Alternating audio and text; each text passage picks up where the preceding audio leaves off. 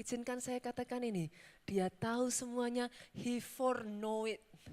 Dia sudah tahu jauh sebelumnya dan izinkan saya berkata ini, semua ada di dalam kendali tangan Tuhan. Itu sebabnya hari ini firman Tuhan mengingatkan kepada setiap kita, saudaraku, jangan takut. He is the author. He knows the beginning. He knows the end of it.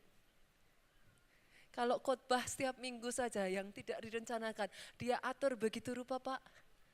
Apalagi pribadi lepas pribadi di tempat ini, tidak satu pun dari saudara yang tidak masuk di dalam perencanaan Tuhan. Itu sebabnya Tuhan katakan kepada setiap kita, apa saudaraku, duduk di sebelah kananku. Sampai ku buat musuhmu bertekuk lutut di hadapanmu. Saya berdoa itu jadi atas kehidupan saudara. Aminnya yang paling keras, jadi atas kehidupan saudara. Hari ini saudaraku saya akan menyampaikan saudara, sepanjang 1 bulan ini. Firman Tuhan itu berbicara tentang satu mandat yang Tuhan berikan buat gereja kita. Mandat untuk liberate our nation. Jujur saudaraku, waktu pertama kali saya menyampaikan khotbah ini, I still do not get it. Gimana ya? I don't know how. Tapi hari berjalan, I can see it even clear. Lebih jelas dan lebih jelas saudaraku. Hari ini saya akan berbicara tentang yang namanya unseen war, Bu. Peperangan yang tidak terlihat. Unseen war. Pak, sekali lagi saya harus katakan, ini tidak ada perencanaan sebelumnya diubah dan lain sebagainya. Ini sudah dibuat months ago. Tapi mengingatkan kepada kita saat ini, saudaraku. Pada saat Yosua bahkan diberi mandat untuk merebut tanah perjanjian. Bolehkah saya katakan ini, saudaraku? Sadar tidak sadar, siap tidak siap. Dia tahu di depannya ada peperangan yang harus dimenangkan. Kalau yang saudara tangkap tahun kemuliaan Tuhan, saya berdoa saudaraku. Hari ini cepat-cepat ikat perjanjian dengan Tuhan.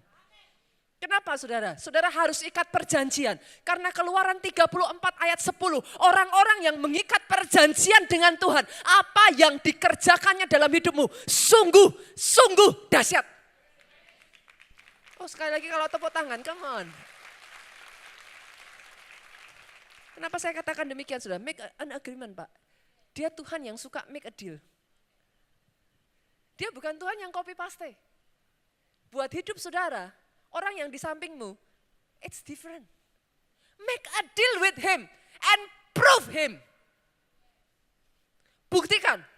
Ketika saudara make a deal dengan dia, satu demi satu saudaraku. Bahkan dalam situasi apapun, saudara akan melihat, he orchestrate everything. Dia buat yang secara manusia mustahil jadi mungkin. Kenapa saya berani katakan demikian saudaraku? Karena peperangan yang saudara hadapi saat ini unseen war. Peperangan yang tidak dilihat oleh mata. Itu sebabnya Efesus 6 ayat 12 dengan jelas mengatakan ini. Karena perjuangan kita bukan melawan darah dan daging. No. Tetapi melawan pemerintah-pemerintah, melawan penguasa-penguasa, penghulu-penghulu dunia yang gelap ini. Ini yang disebut Alkitab saudaraku. The prince of the air, melawan roh-roh jahat di udara. Kenapa saya katakan demikian saudaraku? Oh yes saudara. Apa yang terjadi? Tadinya saya juga enggak mengerti saudara, jujur. Kalau saudara yang mengikuti khotbah saya, sejak dari bulan November akhir awal Desember saudara. Bu, hati saya itu bawaannya udah galau Bu. Beneran saudaraku. Saya berkali-kali kalau khotbah saya sampaikan ini, saya kok ngerasa galau. Awalnya saya berpikir, kenapa ya? Karena galau saudaraku, saya pikir ini kenapa sih? Dan tidak ada masalah apapun saudara. Itu seperti saya tahu something is going on in the spirit. But I don't know what. Tapi itu sangat menekan sekali di dalam roh saya. Saya orang yang bergerak di area roh saudaraku, saya orangnya enggak ngeroh. Tapi Tuhan bawa saya bergerak di dalam area roh. Jadi ketika terjadi peperangan di dalam alam roh, tanpa saya sadari itu menekan sekali di hati saya Pak. Enggak enak sekali rasanya Pak. Awalnya saya berpikir Cuman hal seperti ini ya sudahlah, saya alihkan Bu. Saya pikir saya nonton film-film yang lucu-lucu aja. Ya benar saudaraku, saya nonton film lucu ketawa-tawa, selesai itu galaunya nggak hilang saudaraku. Saya pikir, sudahlah saya jalan-jalan. Saya jalan-jalan, happy, shopping kan saudaraku, dasar cewek kan. Saya jalan-jalan, shopping, happy, pulang, galaunya nggak hilang. That time I understand. Itu bukan di perasaan, saudara. It's something wrong in the spirit. Tapi saya nggak tahu itu apa. Waktu berjalan, pulang dari Nigeria. Saya tuh tahu saya dapat, I know I got something. Tapi galaunya itu nggak hilang. Rasanya nggak enak sekali Bu, seriously. Saya tuh sampai gini sama Pak Jo, sayang, aku tuh kenapa ya, apa jet lag ya? Saya pikir saya jet lag Pak. Tapi setelah saya pikir-pikir, no, jet lag gak kayak begini. Itu seperti ada urge, dorongan yang begitu besar untuk puasa dan berdoa. Saudara. Tapi berapa banyak dari saudara yang tahu, roh penurut, tubuh lemah. Saudara. Daging lemah. Saya tahu, itu dorongan dari roh, tapi daging saya tuh masih gini. Mungkin yang lain. Jadi saya kayak tarik-tarian tuh kencang sekali. Dalam diri saya tahu something is happening. Itu seperti gini loh saudaraku. Tahun kemuliaan itu seperti kayak Tuhan tuh sudah gini. Cap meterai itu sudah diketuk. Tahun kemuliaan itu sudah pasti saudara. No doubt. Saudara jangan khawatir. Masalah keadaan seperti apapun jangan khawatir. Tahun kemuliaan itu seperti sudah diketuk. Tapi yang saya rasakan ini seperti tariannya kencang sekali. Berkali-kali saudaraku, saya katakan ini, kalau saudara masih ingat, apa yang terjadi di gereja kita, semua mujizat yang terjadi di gereja kita, maafkan saya Pak, it's not about our church. Ini berbicara tentang ada agenda besarnya Tuhan atas Indonesia. Berkali-kali saya katakan, saudara yang mau masuk dalam agenda ini, no doubt tahun kemuliaan itu milik saudara. Karena ini Tuhan ini sedang mau kerja besar saudara. Saya bisa merasakan ini something is happening. Dan apa yang terjadi di Indonesia ini, itu bukan hanya agenda Indonesia Pak. Dengar ini baik-baik saudaraku, pegang perkataan saya ini. Revival untuk dunia bersegera terjadinya. Ini bukan tentang Indonesia saudara. Di dunia saat ini sedang terjadi the unseen war. Kadangkala saudara, ini yang saya bisa katakan. Yang tidak terlihat itu seringkali, kadangkala lebih tahu daripada kita saudara. They know it will come. Tapi mereka itu berusaha tarik sekencang mungkin. Selagi mereka masih bisa, mereka itu berusaha rampas sebanyak mungkin. Tapi dengar ini baik-baik saudaraku. Yesaya 60 ayat yang kedua, sejak dari awal gereja kita sudah di warning. Kita buka yuk, Yesaya 60 ayat yang kedua. Kita lihat, sama-sama kita baca 2-3. Sebab sesungguhnya kegelapan menutupi bumi. Kekelaman menutupi bangsa-bangsa. Ini bahasa aslinya shadow of death. Sudah. Kekelaman itu bahasa yang dipakai itu shadow of death. Shadow of death itu bayangan kematian. Sudah. Itu menutupi bumi. Dengan kata lain, saudara baca ayat ini kan sejak dari bulan Januari kan. The beginning of January, gereja kita tuh sudah dapat ini. Tapi bukankah kita sering kali anak Tuhan, itu kalau dapat pesan, Tuhan kan udah ngomong, sebab sesungguhnya. Itu artinya Tuhan ngomong gimana sudah? Hei, beneran lu. Ini beneran. Ini enggak bercandaan. Tapi kita anak Tuhan, jarang yang membaca sesuatu as is. Ya kan? Baru kalau sudah terjadi, semakin memanas, semakin naik, kita baru beneran, ternyata memang beneran. Saudara bisa mengerti yang saya maksudkan? Tapi saudara lihat, pesan Tuhan yang Tuhan benar-benar ingatkan kepada saya, hati-hati dengan fokusmu. Saudara memilih melihat yang mana saudaraku? Sebab sesungguhnya memang beneran, gelap beneran. Karena memang Alkitab berkata, kegelapan menutupi bumi. Bahkan kekelaman menutupi bangsa-bangsa. Memang benar gelap. Tetapi saudara pilih fokus yang mana? Mau lihat kegelapan, mau lihat kekelaman, atau kita baca dengan suara keras yuk. 23, IR3. Tetapi terang Tuhan terbit atasmu, kemuliaannya menjadi nyata atasmu. Aminnya yang paling keras kalau saudara tahu itu yang Tuhan kerjakan dalam kehidupan saudara.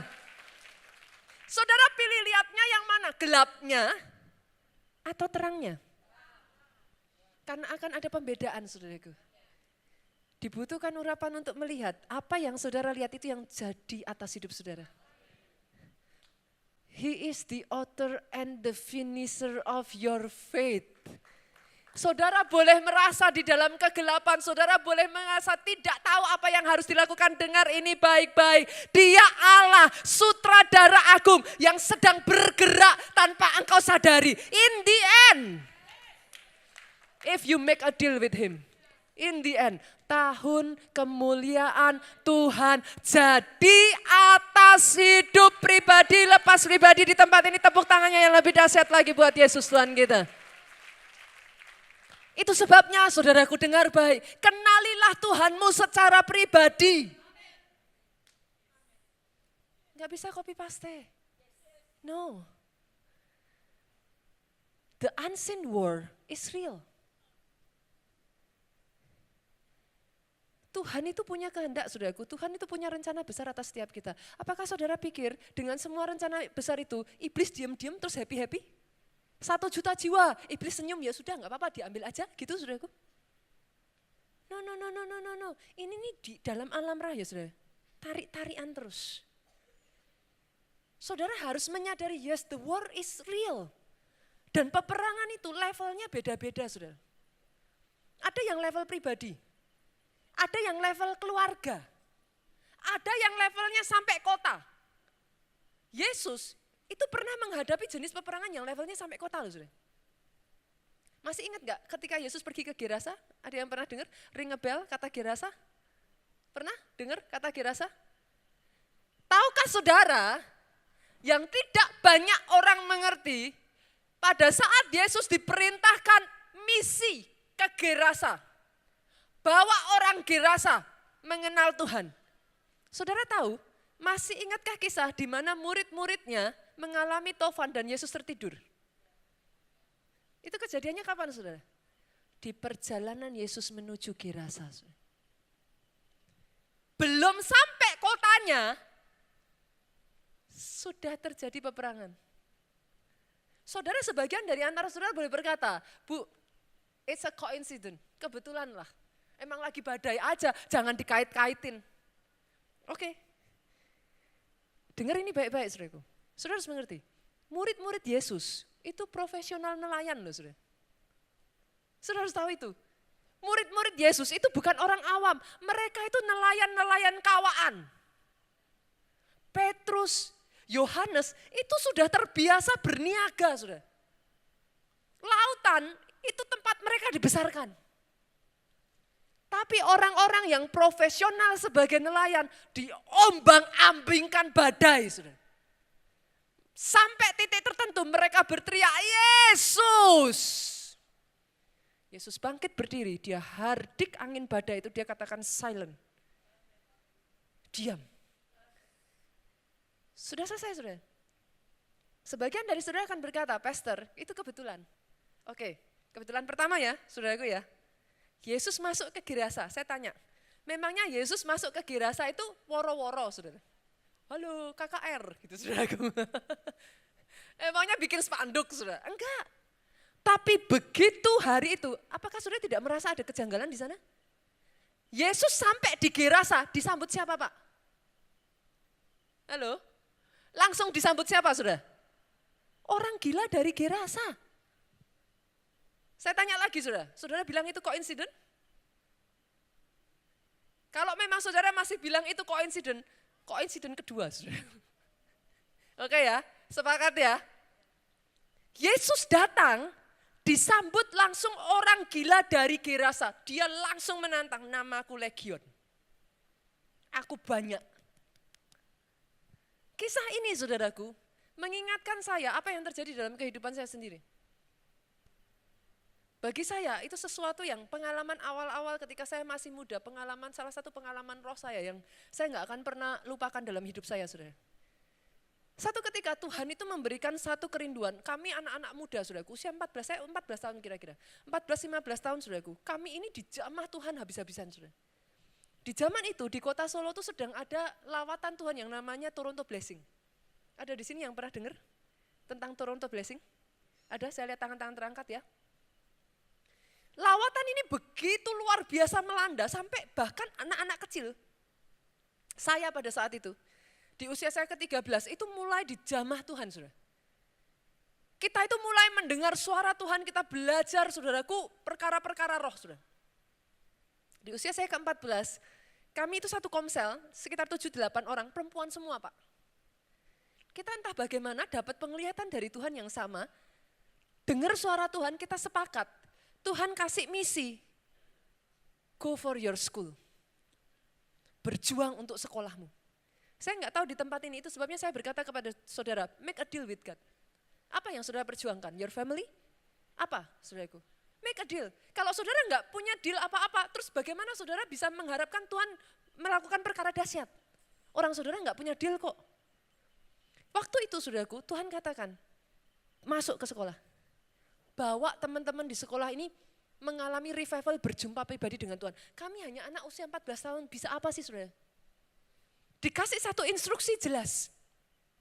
Satu komsel, kami jalan, saudaraku, instruksinya apa, saudara? Seperti tembok Yeriko.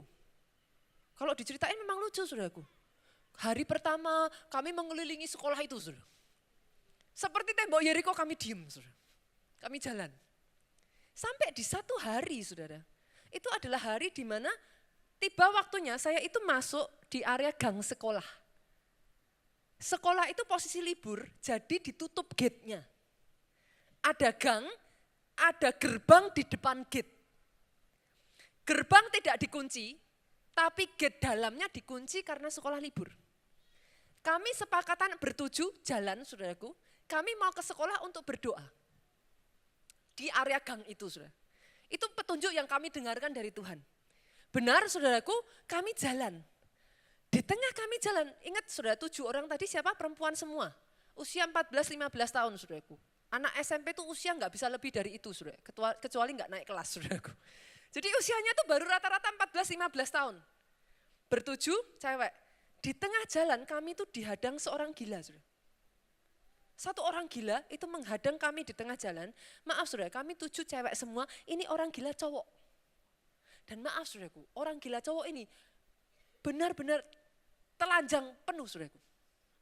Benar-benar sama sekali bugil, saudara. Bukan hanya bugil, saudara, di depan kami bertujuh cewek-cewek, dia nari-nari, saudaraku. Saudara bisa bayangin rasanya kami seperti apa, saudara. Kami bertujuh masih usia 14-15 tahun, dihadang orang gila seperti ini, kami gandengan tangan, bahasa roh, saudara. Kami hanya bisa gandengan bahasa roh, kami cepat-cepat berusaha lari menghindari ini orang gila, saudara. Tapi tahukah saudara, orang gila ini ngomong apa, saudara? Apa mau kalian?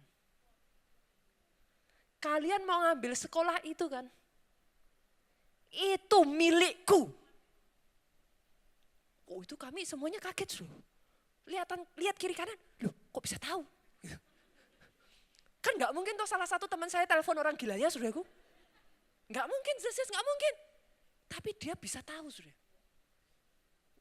Apa yang kamu inginkan terhadap sekolah itu? Itu milikku. Kami udah nggak mikir dia ngomong apa, saudaraku. Bahasa roh lari, saudaraku. Ya bertujuh cewek semua, mau gimana saudara, masih kecil-kecil semua saudara. Kita lari sampai titik tertentu, kita lihat ke belakang, udah hilang. Tenang saudara, kita udah lega, wah hilang, puji Tuhan. Kami masuk saudara, sekali lagi tadi saya katakan apa? Di depan dikunci, di belakang dibuka. Enggak ada gemboknya. Oke? Kami masuk ke gang itu saudaraku. Instruksi yang kami dengar Tuhan suruh, putar di gang itu 7 kali. Oke, kami lakukan. Kami tutup pintu gerbang bagian depannya, pintu dalam memang sudah dikunci, sudah. Kami tutup begitu saja.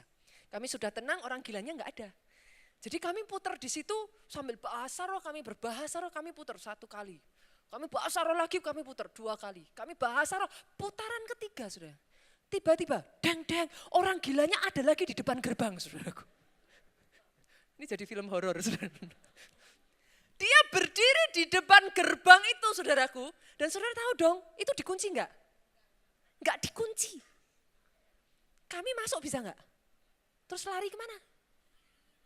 Kalau tadi kami bisa lari, lah ini mau manjat. Lah enggak bisa saudaraku. Wah itu begitu kami lihat orang gila ini, langsung serentak 7 orang, dek saudaraku. Kami sudah mikir gini, dipercepat muternya saudaraku. Wah udah bahasa roh. Tapi tahukah saudara di depan gerbang ini, orang gila ini ngomong gini saudara. Kamu sudah mutar 3 kali kan? Kamu mau putar 7 kali kan? Jangan harap sekolah ini jadi milikmu. Itu kami saudaraku, satu dengan yang lain tuh benar-benar saling pandang-pandang. Ini yang telepon orang gilanya siapa ya? He knows. Saudara boleh percaya nggak percaya? The unseen spirit saudara, they know. Pada saat itu saudaraku, orang gila itu pegang kenceng pintunya. Saya tanya tadi pintunya dikunci enggak? Kok seperti ini saudaraku? Tapi tahukah saudara, pintu itu entah bagaimana caranya tidak bisa terbuka. Entah bagaimana keras pun dia gembrong pintu itu, dia dorong pintu itu. Tidak bisa terbuka.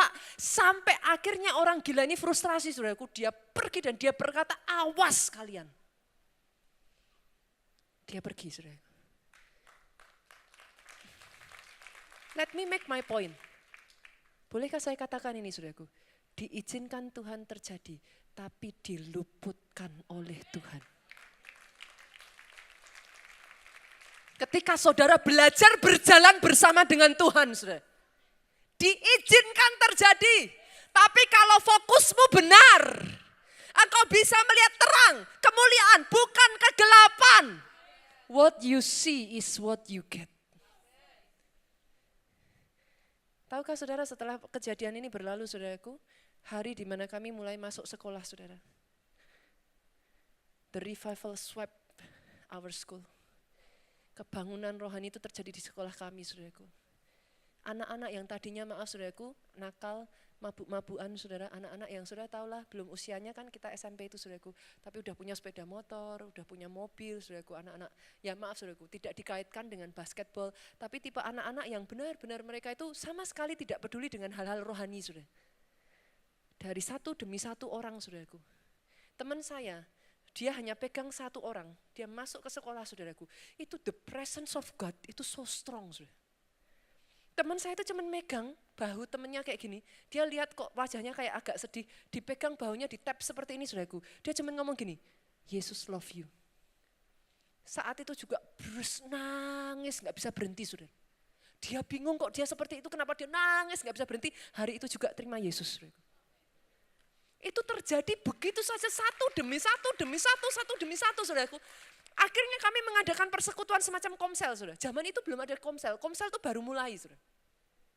Kami kumpulkan teman-teman dari yang tadinya 7, 8 jadi 10, 10 jadi 20, 20 jadi 30, 30 jadi 40, 40 jadi 50. Anak-anak itu kumpul di belakang kloset saudara. Karena takut ketahuan guru. Saudara tahu anak-anak kecil ini berkumpul sampai 100 orang jumlahnya. Kami itu berkumpul banyak, kami berdoa sebelum tes saudaraku. Dan saudara tahu apa yang terjadi saudaraku? Anak-anak umur 14-15 tahun saudara, saat itulah saya belajar saudara, tumpang tangan. Itu benar-benar di kloset kecil itu, tumpang tangan, orang rebah saudara. Anak-anak kecil-kecil itu saling tumpang tangan satu dengan yang lain, mereka rebah, mereka berbahasa roh, keluar bahasa roh tanpa ada yang mengajari saudaraku. Dan hadirat Tuhan itu begitu kuat sekali. Hari Minggunya kalau kami ibadah Teens Impact saudara, dasar namanya ABG itu gimana sih saudaraku? Kalau ibadah nggak mau pisah-pisah saudara, ibadah jadi satu baris saudara. Sudah satu baris, semuanya baju putih semua saudara. 50 orang duduk bareng baju putih, kami bangga saudara. Saudara bisa mengerti yang saya maksudkan, namanya ABG saudara. Identitas diri itu penting sekali. Kegeraan itu berjalan dengan kencang sekali, dengar baik saudaraku. The unseen war ketika itu terjadi. Saya harus katakan kepada saudara, be ready. Be ready, kalau saudara menjadi bagian dari agenda besarnya Tuhan, jangan khawatir saudaraku. The year of God's glory itu harus terjadi atas kehidupan saudara. Mau seperti apa keadaan dan situasi sekarang, belajar melihat dengan cara yang benar. Jangan teralihkan fokusmu. Tapi belajar untuk melihat, yes gelap, yes kekelaman, tetapi terang Tuhan terbit atas saudara. Satu demi satu, terang Tuhan nyata atas hidup saudara. Itu sebabnya dengar ini saudaraku. Tahun-tahun yang lalu Tuhan persiapkan saudara dengan mujizat demi mujizat demi mujizat. Izinkan saya katakan ini, kalau kata-kata saya keras maafkan saya saudaraku. Don't you dare. Jangan berani-berani setelah saudara terima semua mujizat, pertolongan, kebaikan Tuhan dalam kehidupan saudara. Don't you dare to keep silent. Ini saatnya saudara jadi terang. Ceritakan kepada orang-orang di luar sana saudaraku, bahwa Yesus masih sama. Dulu dia membuat mujizat, sekarang dia masih tetap membuat mujizat. Dia tidak berubah. Yesus kita tetap sama. Ada pengharapan di dalam Yesus. Apakah karena semua kejadian ini saudaraku mujizat berhenti? No, forget it. Gereja kita mujizat terjadi semakin dahsyat. Kemarin saya membaca satu kesaksian saudaraku. Satu orang bapak. Di tengah situasi seperti ini banyak yang dirumahkan, banyak yang dipecat saudaraku, banyak yang dikeluarkan dari tempat pekerjaan. Bapak ini yang terjadi sebaliknya saudara. Bukannya dikeluarkan, dapat penawaran, mau ditarik ke perusahaan lain dengan gaji 2 kali lipat. Mau ditarik, dia cuma diem aja. Entah bagaimana dari perusahaannya dengar tentang hal itu. Mereka rapat, memutuskan, memberi dia gaji lebih dari 2 kali lipat. Ketika dipanggil saudaraku, Pak, kami tahu kamu mau ditarik ke perusahaan lain. Kamu stay di sini aja, kami kasih kamu gaji 2 kali lipat. Saudara tahu apa? Dia kasih syarat apa saudara? Perusahaannya udah mikir saudara, wah nanti jangan-jangan minta 3 kali lipat saudaraku. Saudara tahu apa? Dia katakan dia kasih syarat apa saudara? Dia minta satu syarat. Saya akan tetap stay di tempat ini dengan satu syarat. Dia minta apa saudaraku? Di perusahaan tempat dia bekerja, dia minta satu ruangan. Ruangan itu harus bisa saya pakai. Ditanya bosnya, buat apa? Untuk Komsel dan Pondok Daud. Dia nggak minta yang lain, dia nggak minta tambah jadi 3 kali, dia nggak minta yang aneh-aneh, dia cuma minta sama bosnya, aku mau di perusahaan ini ada Pondok Daud, ada Komsel.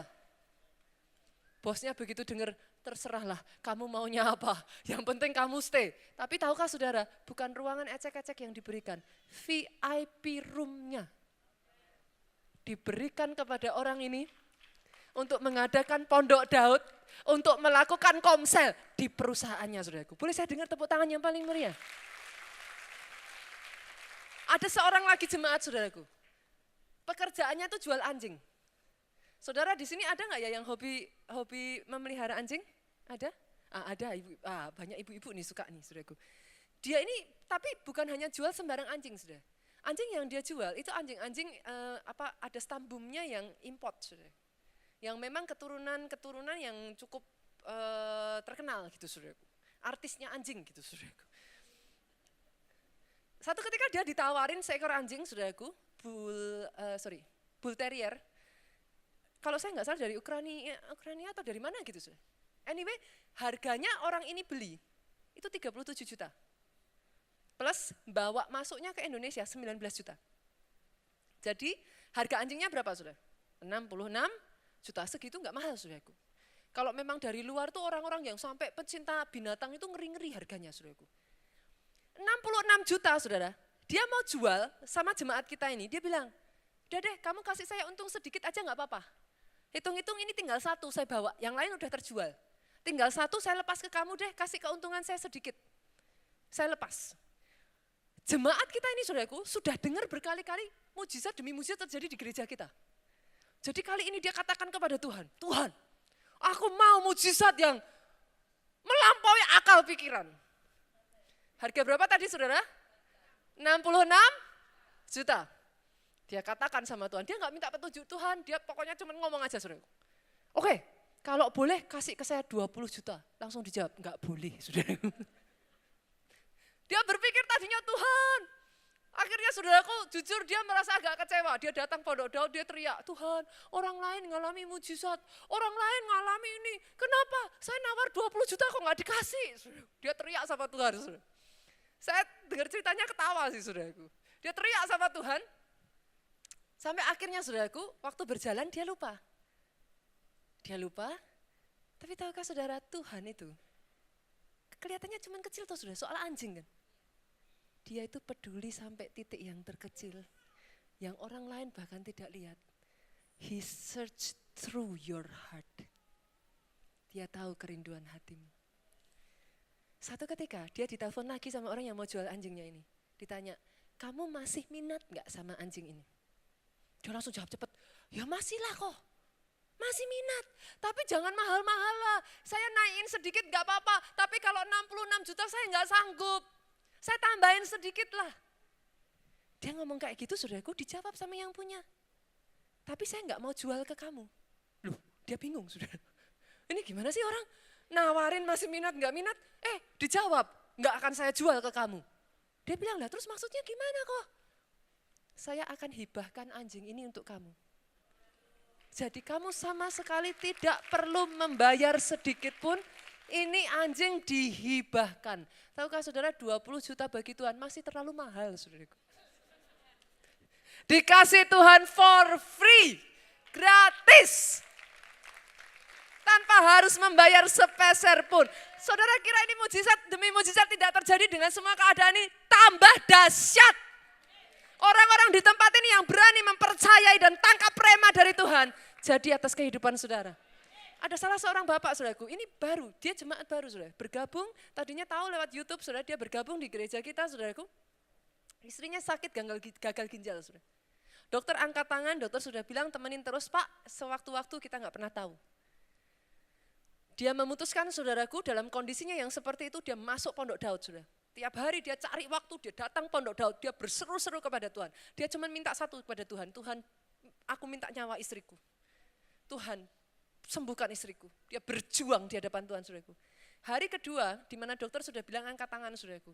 Hari kedua ventilator dilepas. Tidak berapa lama kemudian, 3 hari setelah itu saudaraku, dokter geleng-geleng kepala dan dokter berkata, sudah sembuh boleh dibawa pulang. Saudara mau bilang apa? Dengar ini baik-baik. If your eyes, kalau mata kita terang, teranglah seluruh tubuh. Kalau engkau bisa melihat dengan terang, engkau bisa melihat dengan benar. What you see is what you get. Pertanyaannya sekarang saudaraku, apa yang harus kita lakukan untuk bisa memenangkan peperangan yang tidak terlihat ini? Karena tidak terlihat. Apa yang harus kita lakukan? Yang pertama, saudara catat baik-baik. Perhatikan ini saudaraku. Bangun manusia roh saudara menjadi manusia roh yang kuat. Bangun manusia rohmu jadi manusia roh yang kuat. Kemarin saya naik sama momen saudara, dengan anak-anak kecil-kecil. Saya ajarkan ini kepada mereka. You are your spirit that has soul, live in a body. Saya ulang ya saudara. You are your spirit. Kita ini roh yang punya jiwa, tinggal dalam tubuh. Sebagian dari anak-anak itu tanya sama saya, Pastor, buktinya apa kalau kita ini roh? Roh kan gak kelihatan. Saudara tahu anak zaman sekarang kan saudara, kritis-kritis. Roh gak kelihatan kok. Kok pastor bisa bilang kalau kita ini roh? Saya kasih bukti sama mereka saudara, oke?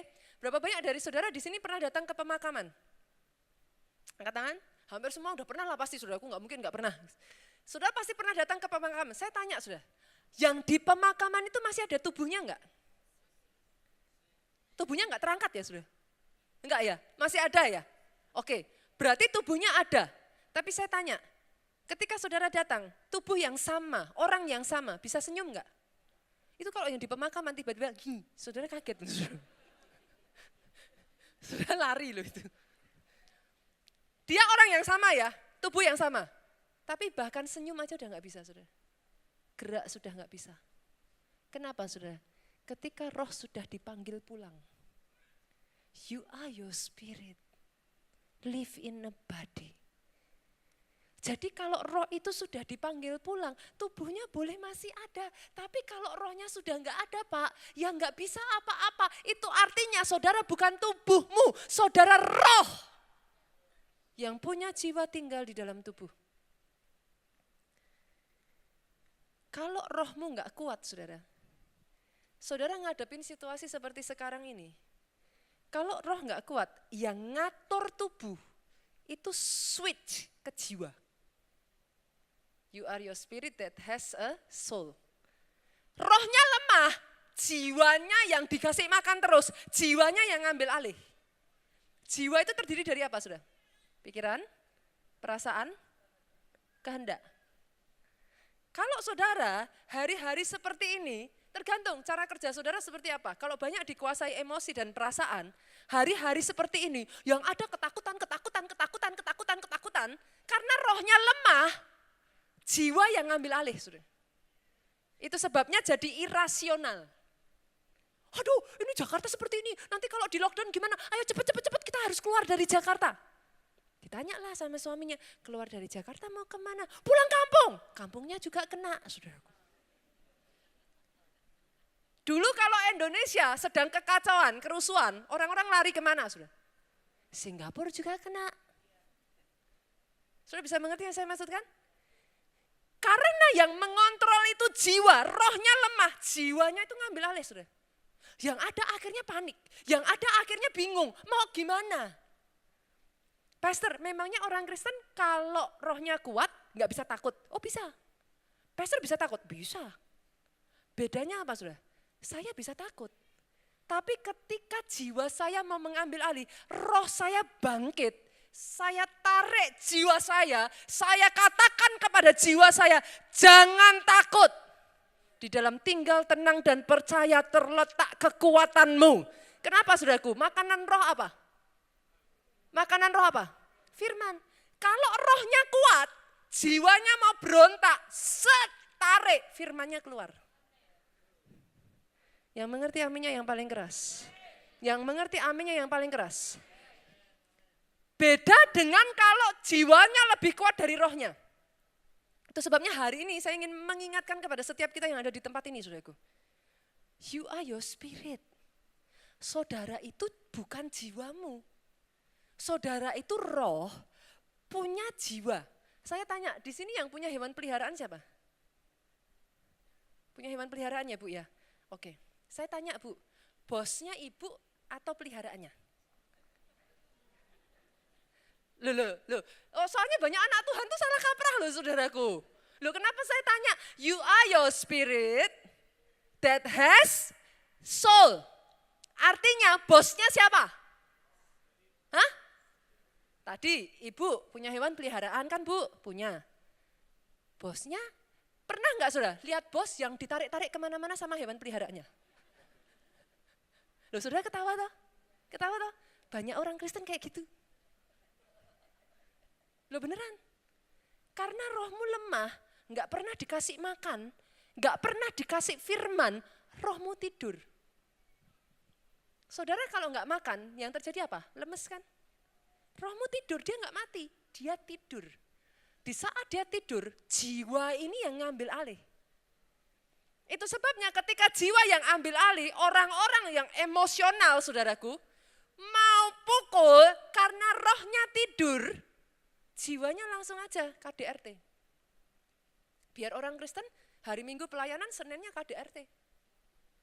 Loh jangan heran saudara, loh jangan heran. Emangnya jaminannya apa? Orang Kristen bisa ini? Enggak. Orang Kristen yang rohnya lemah, orang Kristen yang rohnya mati, yang take control, itu jiwanya.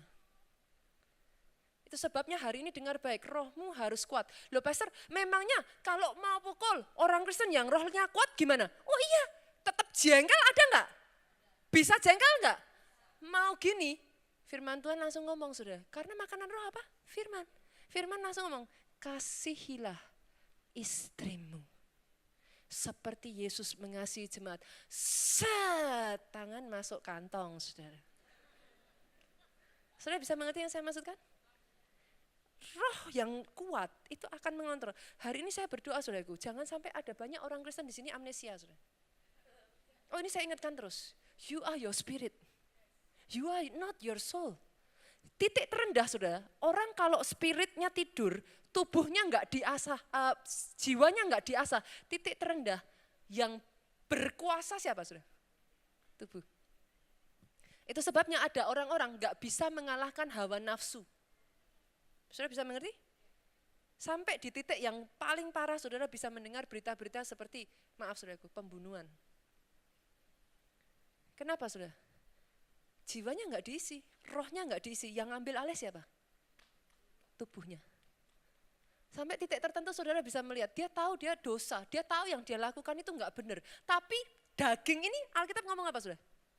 Daging itu, roh penurut tapi daging, nah. Kalau rohnya enggak bangun saudara, berapa banyak dari tempat ini saya berdoa saudaraku, jangan pernah mau lagi diseret oleh jiwamu. Jangan pernah mau lagi diseret oleh tubuhmu. You are your spirit. Live in a body that has soul. Tempatkan pada proporsi yang benar. Didik jiwamu, taat pada rohmu. Bu, kalau punya binatang peliharaan, enggak mau taat, diapain bu? Nah, saudara bisa mengerti? Maaf saudara, saya memakai perumpamaan ini supaya lebih gampang. Bukan berarti saya berkata berarti jiwa kita, enggak saudaraku. Bukan, saya memberi perumpamaan ini supaya saudara mengerti. Kalau jiwa saudara enggak mau mengikuti roh saudara, didik dia. Didik dengan cara bagaimana saudaraku? Isi rohmu. Isi dengan apa? Capcay?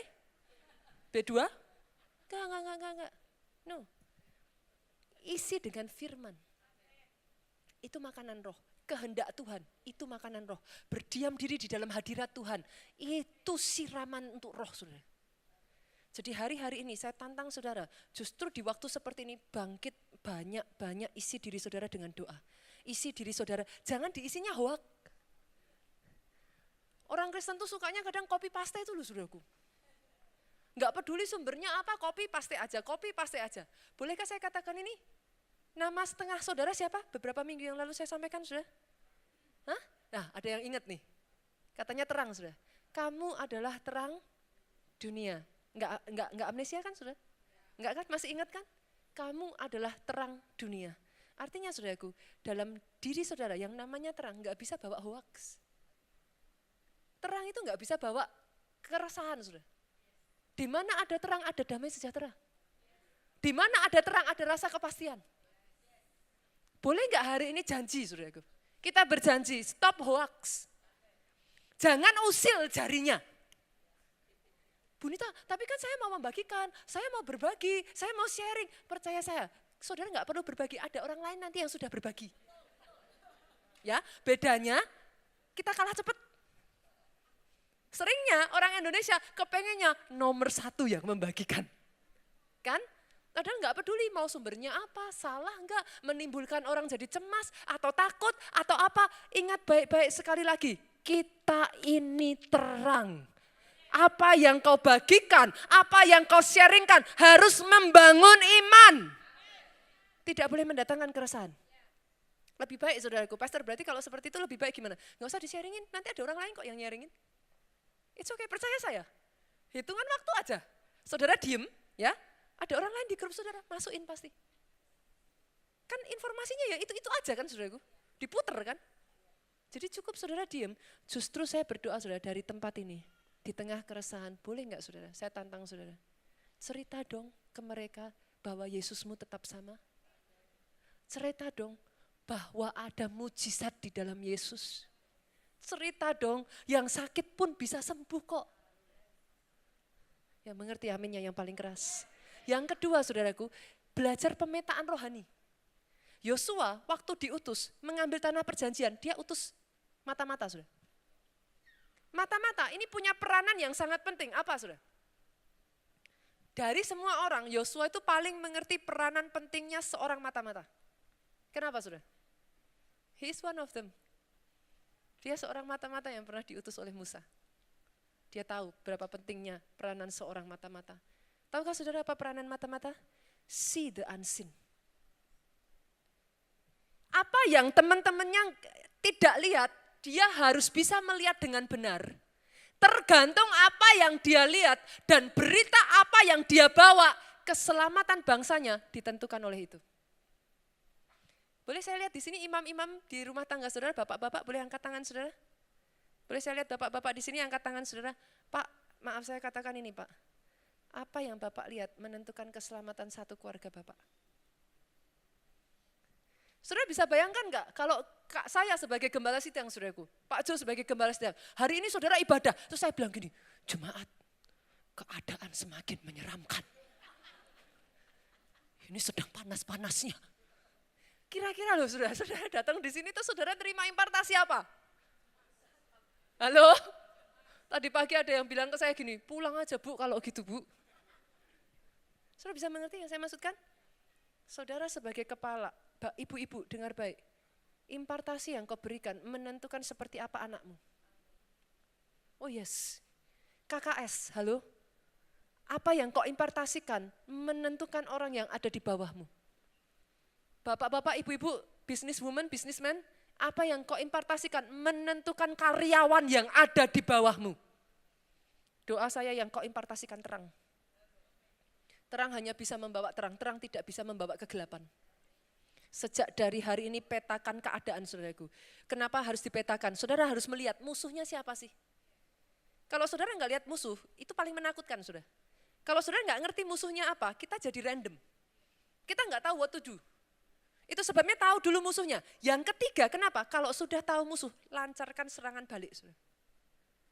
Musuh kita siapa saudara? Coba kita petakan yuk.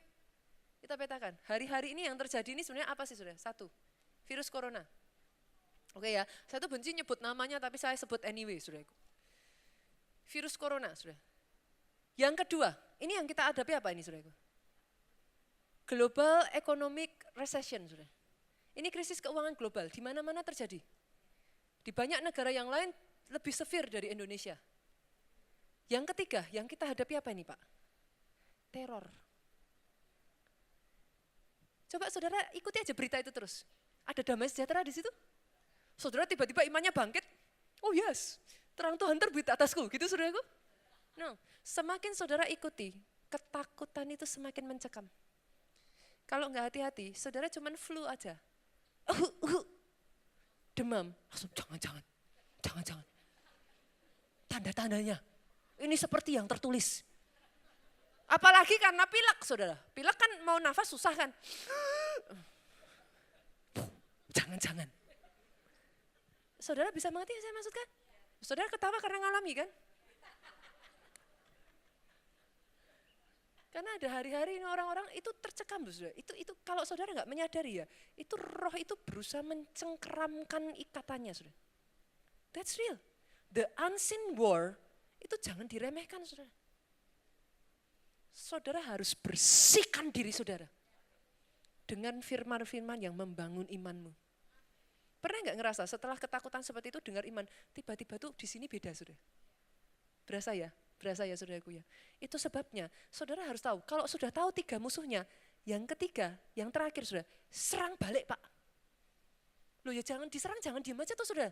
Pastor katanya orang Kristen pukul pipi kanan, kasih pipi kiri, ya jangan saudaraku. Kalau ini kasusnya beda, saudara. Pipi kanan kasih pipi enak aja, saudara. Serang balik. Itu sebabnya jangan takut dan gentar hatimu. Kuatkan dan teguhkan hatimu. Serang balik dengan cara apa? Perkataan deklarasi profetik. Pastor, berarti kalau misalkan saya takut, saya harus gimana? Pastor memangnya enggak pernah takut? Ya takut. Terus kalau takut pastor gimana? Kalau saya takut saudaraku, saya perkatakan firman. Oh ya beneran saudara. Loh berarti halu dong pastor? Enggak halu. Berarti munafik dong? Enggak. Karena firman Tuhan berkata apapun yang kamu doakan, minta dan doakan. Percaya kamu terima maka itu diberikan. Itu yang saya perkatakan. Saya terus berkatakan secepat datangnya, lebih cepat lagi berlalunya. Setiap kali itu yang saya perkatakan, saya menolak untuk memperkatakan ketakutan. Kalau saya tahu bahwa dengan mendengar berita-berita itu, saya jadi ketakutan, saya batasi itu, saya tutup handphone saya saudara. Saudara harus tahu kapan. untuk membatasi diri saudara sendiri. Tutup, mulai perkatakan di dalam Yesus ada pengharapan. Mulai perkatakan saudaraku, firman itu obat, mendatangkan kesembuhan. Mulai perkatakan saudaraku. Jangan mau cuma diem, diterima aja, ngikutin aja, ngeflow. Kok ngeflow? Karena aku ngeflow gitu saudara. Enggak ada, no, jangan diikuti. Lawan dengan perkataan profetik, lawan dengan doa. Apa yang diperbuatnya menjadi berhasil. Dalam satu namamu Yesus Tuhan yang kami sembah, kami berdoa, kita bersama katakan, amin, amin.